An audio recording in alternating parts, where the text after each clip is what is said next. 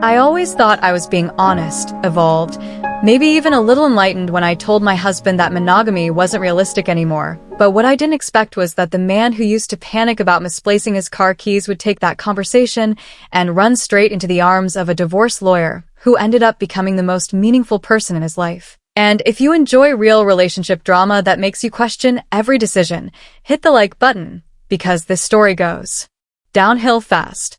So let me set the stage. I'm 34, my husband Ethan is 36, and after 9 years of marriage and one child, we hit a stretch of life that felt more like co-parenting and bill-paying than an actual relationship. Ethan worked long hours at his finance job, coming home exhausted, drained, like he left his personality somewhere between the parking garage and the lobby. Meanwhile, I'd convinced myself I was going through some kind of personal awakening, which is a fancy way of saying I was restless and craving something I couldn't name.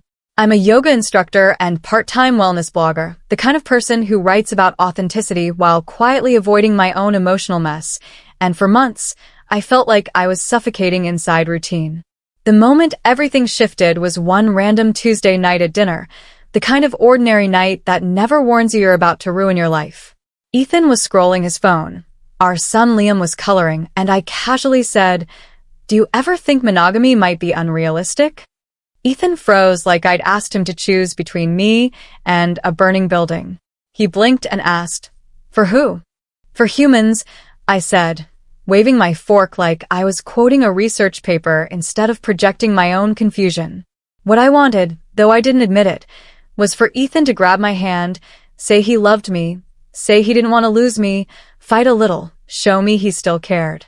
Instead, he looked calm and almost relieved, which should have been the first red flag. Over the next few days, we had awkward talks about emotional expansion and freedom, mostly me talking, Ethan listening.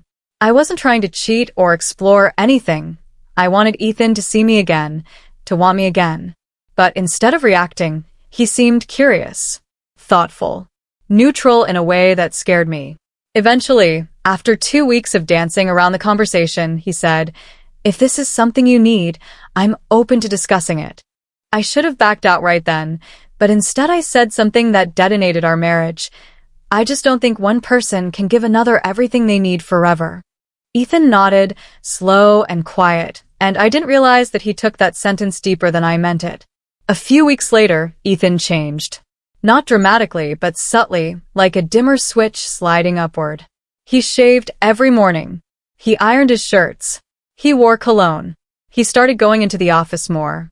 I assumed he was trying to impress me, or maybe himself. I had no idea he was about to meet someone who would shift everything. It started when Ethan mentioned meeting with an attorney about a regulatory issue at work. No big deal. But a week after that meeting, he was suddenly very motivated to show up in person. Then came the night everything clicked. While Ethan was showering, his phone buzzed on the nightstand. I never check his phone, but something in me twisted so hard I picked it up. The message preview read, "Dinner tonight was great. Let me know if you'd like to continue our conversation. No pressure. Nora B." My stomach dropped. I opened the thread. They weren't flirting. They weren't sexting.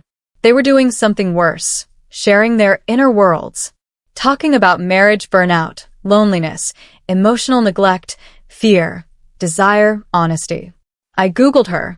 She was the attorney, Nora Bennett, 38, recently divorced, mother of 2, smart, polished, confident, the kind of woman who looks like she reads 3 books a week and remembers everyone's birthday. I confronted Ethan that night.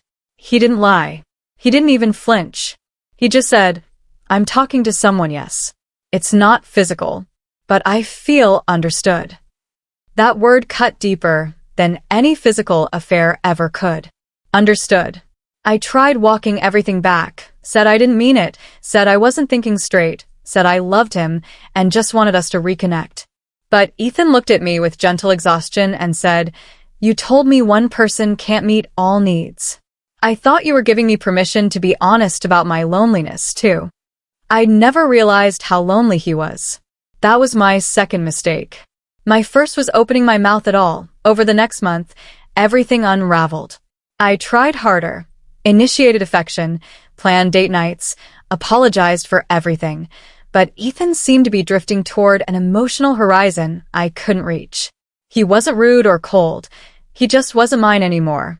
Eventually, he said the sentence that broke me. "I don't want a marriage where we're both pretending." We separated that spring.